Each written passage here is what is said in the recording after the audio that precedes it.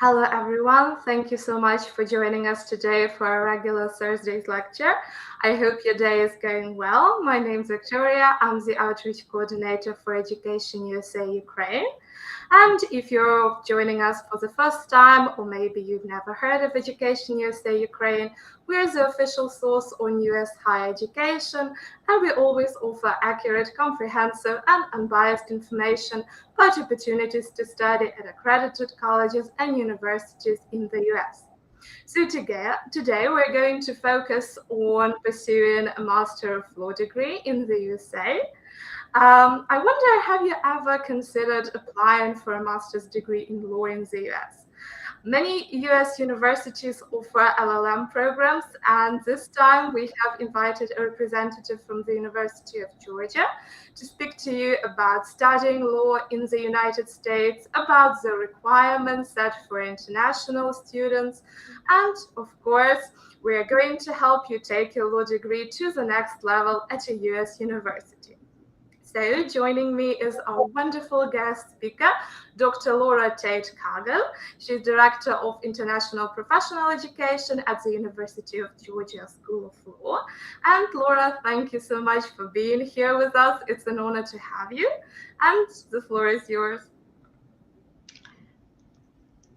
Thank you very much for the introduction, and I look forward to talking to everyone today. I just want to mention that I'll be starting my presentation in a minute, and if you have any questions along the way, you can put them in the chat, and we'll try to address them as they come up, or you can wait until the end, and we'll have some time for questions and answers at that point. So I'm ready to start the presentation now.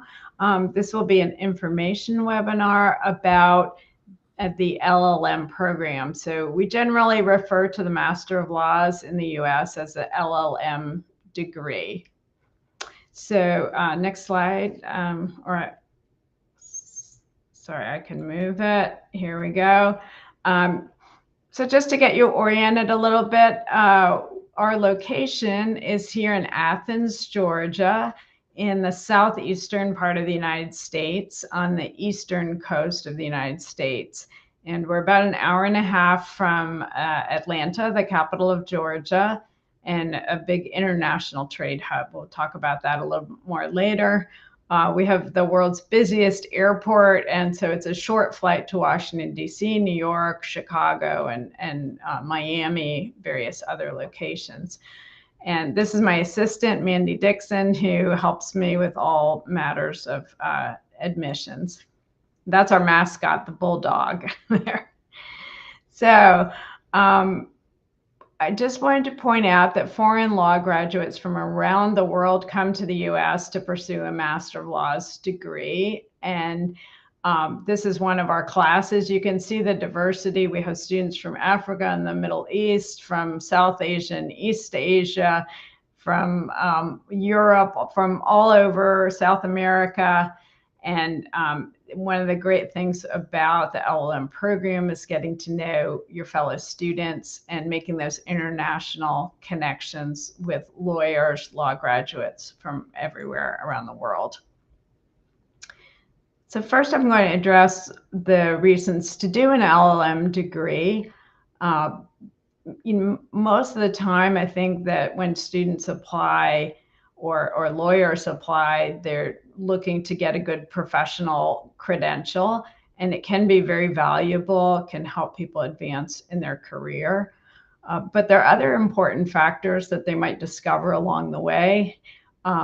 Studying in the US can really enhance your intercultural professional competence, which is very important for working in the international sphere in law. And part of that comes through your international classmates in the LLM program, but also from studying with American students and understanding how they study and how they learn the law. So you get that chance to see, how the legal education works and a lot of things about the culture. You have many opportunities to meet with lawyers, to find out more about different practice fields. And if you are working on an international scale, this will definitely improve your marketability to US clients and also help you create a global network for your practice. Some of our LLM students decide to engage in research so they can spend some of their LLM year working on a larger research project. It's not required, but it is an option. Many of our students decide to prepare for a US bar exam. And along the way, everyone improves their US legal English. We even have people coming from English-speaking countries. They need to learn a few things about the way we use English in the United States that will help them in their careers. So I'm going to talk a little bit about our university, the University of Georgia. We call it UGA. GA is short for Georgia. Sometimes we call it Georgia Law. It all refers to the same thing. It's one of the nation's top law schools. It's consistently ranked highly in the top 30. And we have a Dean Rusk International Law Center, which is a place where law and policy education takes place, scholarship related to international law, and other types of collaborations, trainings, etc. We have been ranked as the #1 or #2 best return on investment in legal education by one of the national magazines for lawyers, National Jurist. This is because we do try to keep the tuition low and have a good deal of scholarship funding and a very high employment rate for the students who go through the law program. We have a mentoring program that matches students with a faculty mentor, a student mentor, and a professional mentor.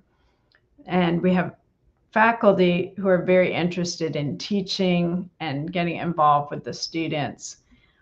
Our LLM students, who are coming from all different countries, as I said, they take classes with the American JD students. So as you may know, the American legal education takes place after a bachelor's degree, and the JD students study for 3 years. So our LLM students also have the option to transfer to the JD program. Some want to stay longer in the US, and they see that as an advantage. So after their LLM year, they transfer and do 2 more years to get that second degree, the JD degree. We also offer a dual LL.M.Degree degree that takes 2 years. I can answer questions about that if anybody has any. So as I said, you can put a question in the chat if something comes up along the way. Just to continue a little bit about our law school, Georgia is the location. It's the 10th largest exporting state in the United States, and it's seen immense economic growth, 34% since 2010. We have a very low unemployment rate and $137 billion in trade. The last statistic I have is from 2020 here. Some of the key industries in this area are the arts, commerce, film, music, and tourism. We're quickly becoming a competitor for Hollywood for like film production. And as I said, we have the world's busiest airport here, which makes it a great place to do business. We have the headquarters of 18 Fortune 500 companies in Atlanta, about an hour and a half from our campus here. As far as Athens goes, we have a mild climate here, but we have 4 distinct seasons. Our university campus is very old. The university was founded in 1785, and the older part of the campus is right next to the downtown area that you see in this photograph. We have a lot of live music venues and music festivals, a lot of unique shops, coffee roasters, craft breweries, and we have a very lively athletic department at the university with some of the best teams in the country. And we've been the national champions in American football for the past 2 years. So that adds something to the experience on our campus. Here are just a few photos. This is our law library, one of this near the recreational areas. And we have very great athletic facilities for recreation as well. So let me tell you a little bit about our LLM curriculum. We only require 2 courses. One is an overview of the U.S. legal system, and one is a legal writing and research course. Beyond that, our students can take the courses that they choose. They can choose to do an area of concentration. We get a lot of business lawyers. Some people want to specialize in criminal law or international law. We offer public institutions in the law also as a concentration.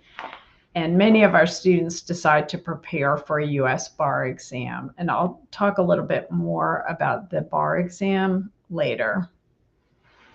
But I do want to highlight that we have many practical skills courses. And this is something that's a trend in American law schools. We offer mediation.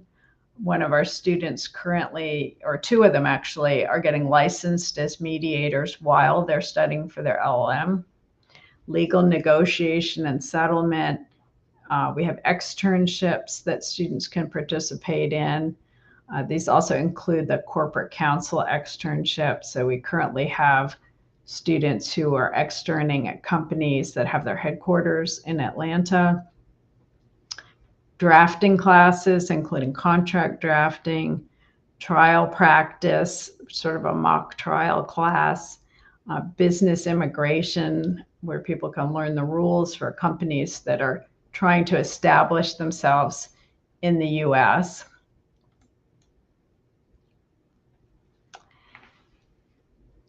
We also offer a career development program. There is a mentoring program that I mentioned previously, and then there's career counseling. So our career counseling advisors can advise students about their job search strategy, the documents that they need, resumes, and cover letters. We offer mock interviews to students, and we take students on professional development trips. So we visit the courts and a law firm in Atlanta.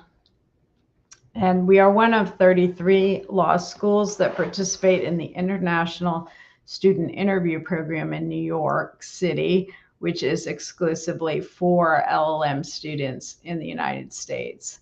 That's a great opportunity.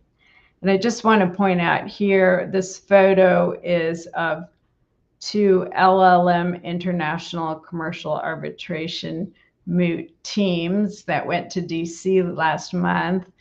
And we have 3 Ukrainians in the picture who are currently students at the University of Georgia. They participated, did a great job. One of the Ukrainians won the Best Oralist Award, and one of the teams won the Best Team Award.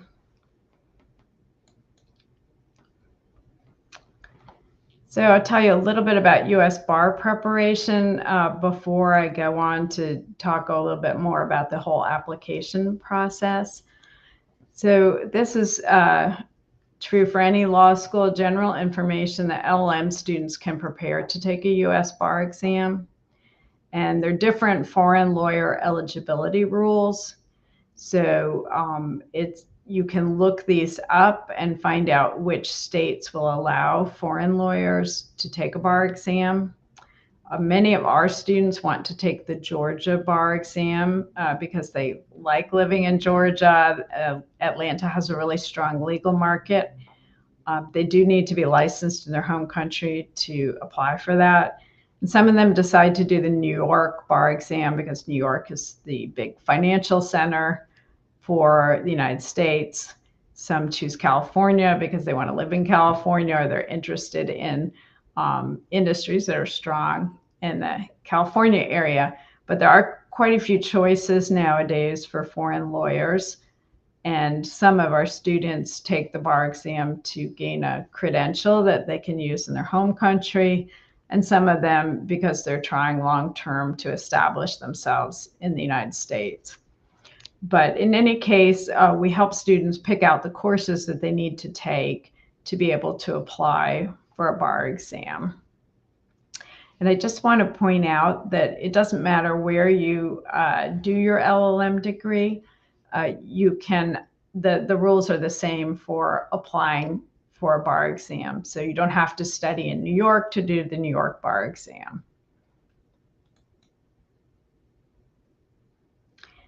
So I'm quickly going to move on, unless there are any questions from the audience, to how to apply for an LLM program. So these are our requirements. They're very similar to other law school requirements you can find on law school websites. We do need a copy of university transcripts. We ask for a personal statement, 2 recommendation letters, and generally, I'll get into this more, that would be from a professor or an employer, a resume, an English proficiency test, and your EducationUSA advisor can help you find a test that you can take to fulfill the requirements. We do look for high level of English proficiency. Our minimum is 95 on a TOEFL. Many of our students do score over 100. Because a law program in the United States is difficult. If you want to be successful, you need to have very strong English skills. And most law schools will charge an application fee, but in some cases they offer a waiver. If you write to us and tell us that you participated in this webinar, we would waive our part of the application fee. We take applications through the Law School Admission Council, which we refer to as LSAC, LSAC, or LSAC. And I would advise you to take a look at this if you're thinking about applying to law schools in the US, because most law schools will take applications through there. And what it means is that you only need to send in your credentials one time, and then they can be sent to various different law schools. So you pay a one-time fee for electronic application service and a document assembly service. Some law schools will require an international transcript authentication and evaluation service, but we do not require that. It's rather costly, and I find that I don't need that information because I know enough about the universities. And then for each individual law school that you apply to, there's a school report that costs $30.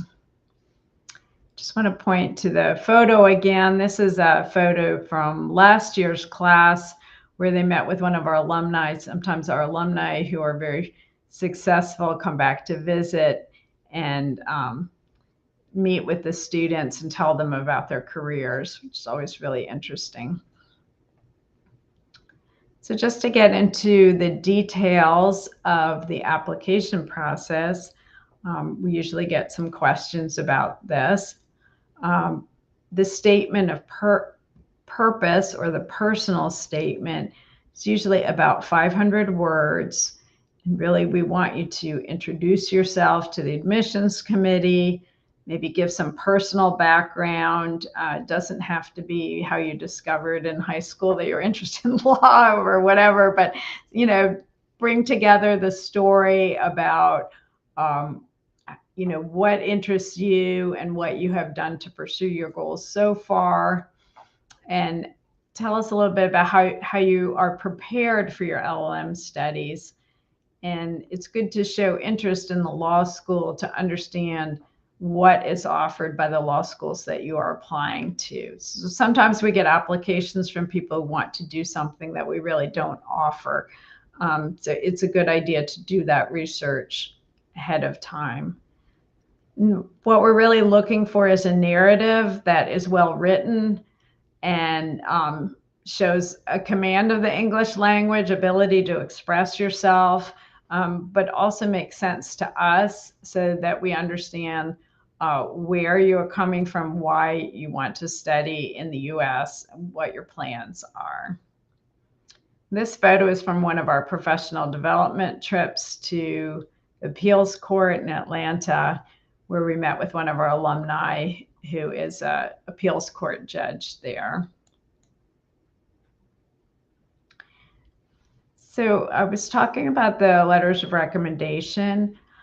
There's a real difference in how these come across. I think it's good if you're planning to apply to a law school to meet with or discuss with a person who's writing the letter what it is that you want to do. So that could be a professor, employer, or an internship supervisor. We at our law school prefer to have at least one academic recommendation, unless a person went to law school so long ago that they don't really have one available. The letter writer should explain how they know the applicant, and we're looking for some concrete examples of qualities, characteristics, and accomplishments. So, someone could say someone's brilliant, or they could explain some things they did that showed that they were brilliant.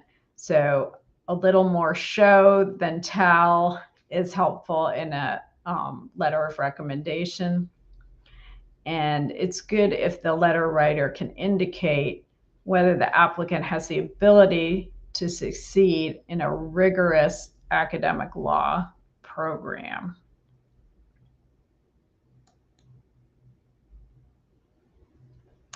A very important question for most people is how to fund the LLM degree. And there's no easy answer to that.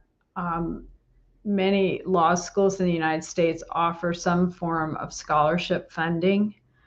What I would recommend to you if you're applying to law schools is that you look at the web page that each law school should have that puts out the estimated cost of attendance.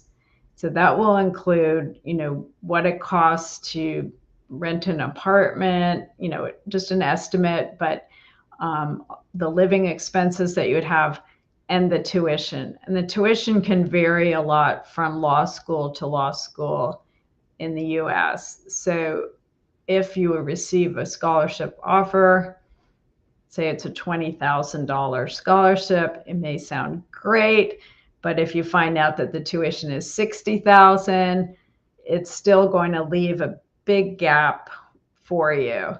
So that would be my recommendation, is to take a close look at what you're being offered. So I think, we're a little untypical in that we do have some full tuition scholarships. It's a limited number, but we have graduate assistantships that waive the tuition and also have a small salary for doing work as a research assistant. Do not cover all the living expenses.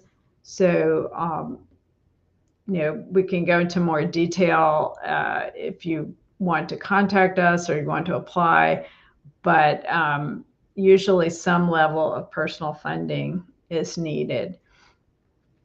We have quite a few Georgia Law International Scholar Awards, and what these do is reduce the tuition to the rate that the students who are Georgia residents pay. So we're a state university, so we have 2 levels of tuition for people who are in the state of Georgia, living here, residents, permanent residents or citizens of the United States, and we have tuition for people who are outside of the state of Georgia. But we do have a scholarship that allows you to pay the in-state rate and saves about $21,000. And our in-state tuition is quite low for most universities. In addition, we have some Dean's Merit scholarships, which can add on to the out-of-state tuition waivers. So there are quite a few options. So my advice to you is just to apply. Every application is considered for financial aid, and you can find out what the award is. And in some cases, if there's funding at the end of the application cycle, it's possible to increase the award.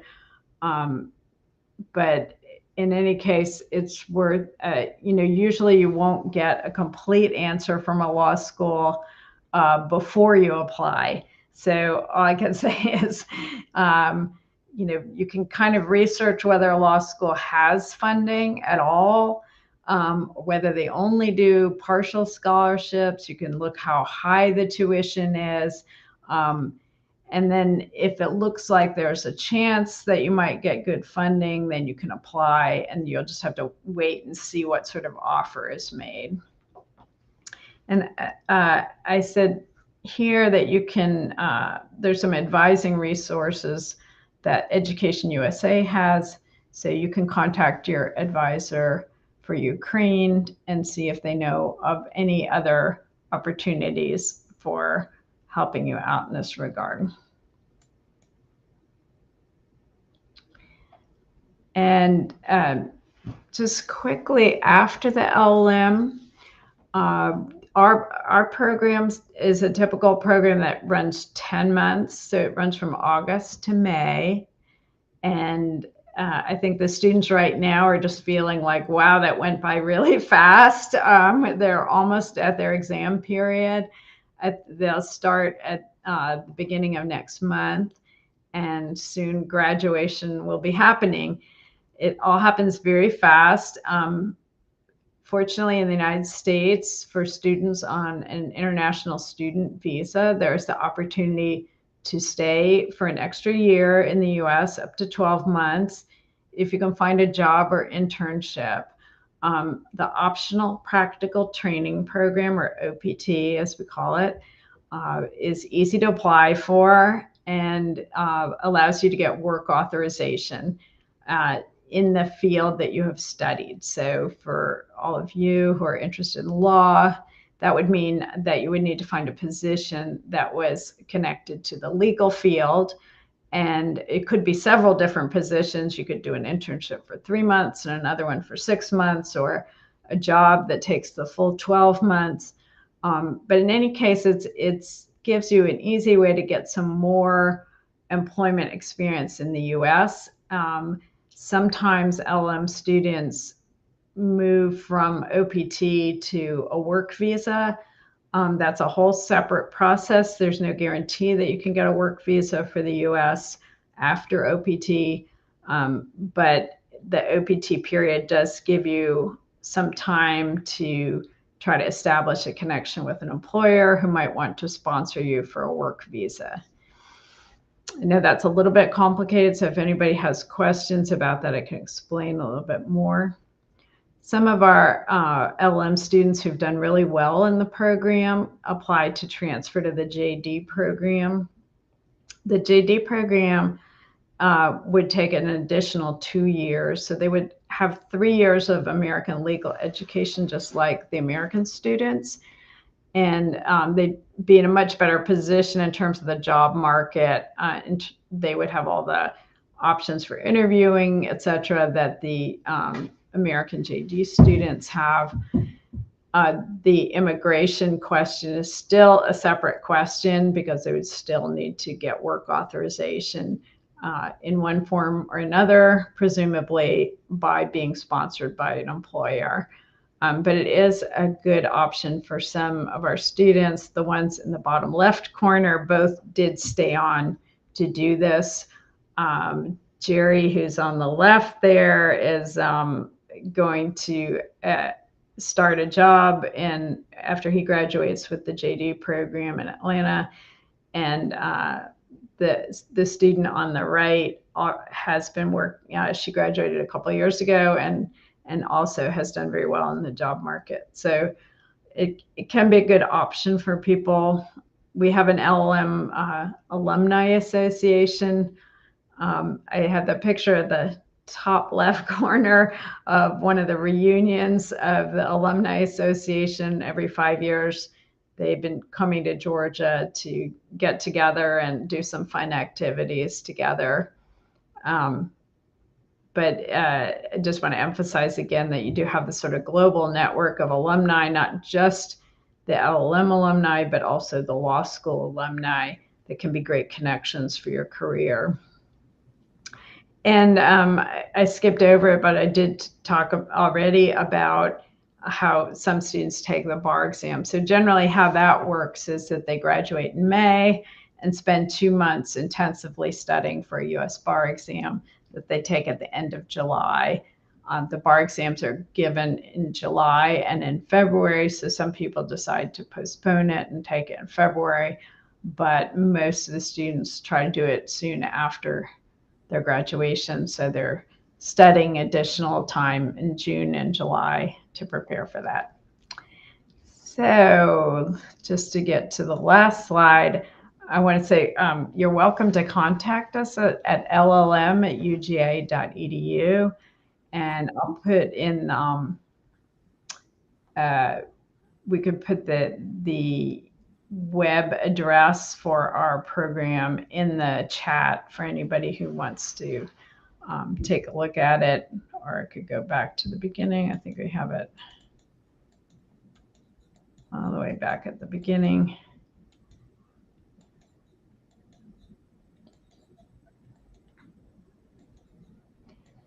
And if we don't have any questions, I'll just make a few remarks about U.S. legal education.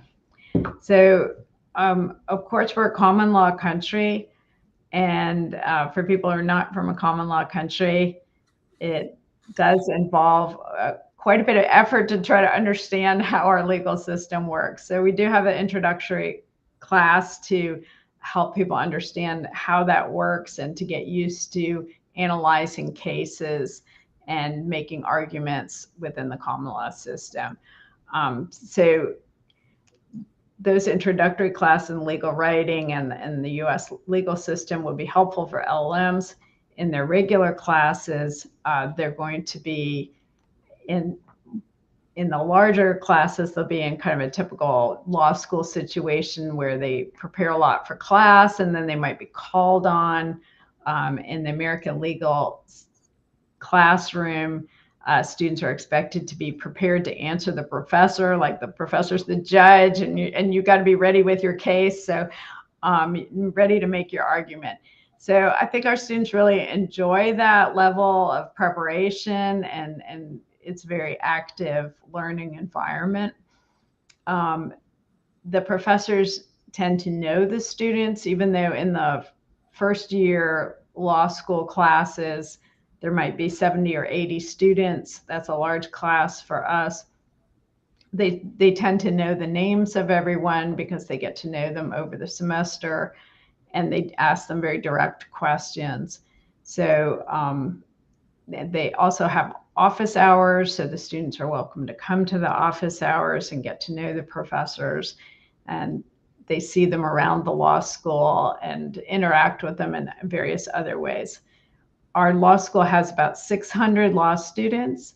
The university is a very large research institution, one of the leading public research institutions in the US, and it has over 40,000 students. So we have kind of a small community within a very large university. And we're located on the North Campus. You can see the picture here. This is our fall colors. We're located right next to the downtown, so people can walk downtown to get a coffee or a snack or lunch, whatever. So those are a few things about the legal education, and most of the evaluations for law school take place with an exam at the end of the semester. So there's a lot of weight put on legal reasoning, and the students learn how to make arguments, and they're given hypothetical situations in their exams where they have to kind of think like a lawyer and analyze like a lawyer. So I hope that helps you understand a little bit how it works. It's not a lot of just plain memorization. There's a lot of emphasis on legal reasoning. So Thank you. I'm happy to answer any questions or if you have any comments, Victoria. Thank you so much. It was a wonderful and informative presentation. I highly enjoyed it. And I would just like to encourage all of our viewers here today to put their question in the comments, whether it be about general questions about studying law or maybe specific questions about studying at the University of Georgia School of Law. And if you don't mind, I actually have a question of my own regarding assistantships. So as you mentioned, students who obtain an assistantship have the opportunity to cover their tuition and even maybe receive a small stipend. So I was wondering what would be the requirements to apply for an assistantship, and do students need to apply separately for one? No, there is no separate application. So we look at all the applications and from that pool of applicants, make a list of finalists and then decide from there. So it's a little hard to say exactly what the criteria are because our applicants are all very different. So we have some applicants who have a lot of legal experience. They've been practicing law for a long time, and we have some applicants who are just graduating from the university. But I do want to emphasize that they're not competing on the basis of professional experience. We're looking at the whole applicant. It's very important to have a high English score because you'd be doing some research help for a professor. We do for more recent graduates, we're looking for, what kinds of activities have they been involved with? I understand something, we take into account context. Of course, in Ukraine, some things might not be happening the way that they were in the past. So we're looking for initiative or interest or, what students have been able to accomplish with, what they have. We have 3 Ukrainian students who participated in the VIS International Commercial Arbitration moot. We know from that they developed high level of advocacy skills and English skills. So that's a plus. So there are really a variety of factors. And we also look for a good fit for our program. So if a student is looking to specialize in something where we don't have a lot of courses, or we don't have a professor for them to be a research assistant to, then they're probably less likely to get a graduate assistantship. It's always a very difficult decision, and we do have to try to balance a little bit, the regional diversity. But it's definitely worth a try. And we do have a Ukrainian coming in the fall who's getting a graduate assistantship. So it's not impossible. And then some of our other financial aid can be pretty substantial too. So. Thank you so much for such an encouraging answer. And we've got a question from Yvonne. So Yvonne is wondering, is it possible to get into an LLM program this year? So are applications still open? We actually just closed our applications, but I will say that that's not true of all law schools. So what I would do is you can go to the LSAC website and you can look. They have a lot of programs listed there. They have a profile and they should have their deadline listed there. You can also write to them directly and ask them, are there still scholarship opportunities? Because it might be that all the funding has been awarded for this year. So that's the only advice I can give is to kind of do a little research and look around and see what else is possible. I would really like to help out students from the Ukraine, but at the moment our class is looking full, and we do open the applications again in September. So the scholarship priority deadline this year was January 31st. It'll probably be about the same And so the students who apply early and get everything in early are more likely to be in the first round scholarship allocations. And we usually do award the graduate assistantships in that early phase, like in February after the deadline. Thank you so much for your answer. And another question I often get from students would concern standardized tests. So are the LSATs a requirement for the University of Georgia School of Law? The LSAT is or the GRE is a requirement for the JD program, which is the 3-year program. International students can apply directly to the JD program. Generally, we think it's a better option for them to apply to the LLM program, and where they don't need the test. First of all, that's a good thing. And then they also still have the option to do the JD program if they want to.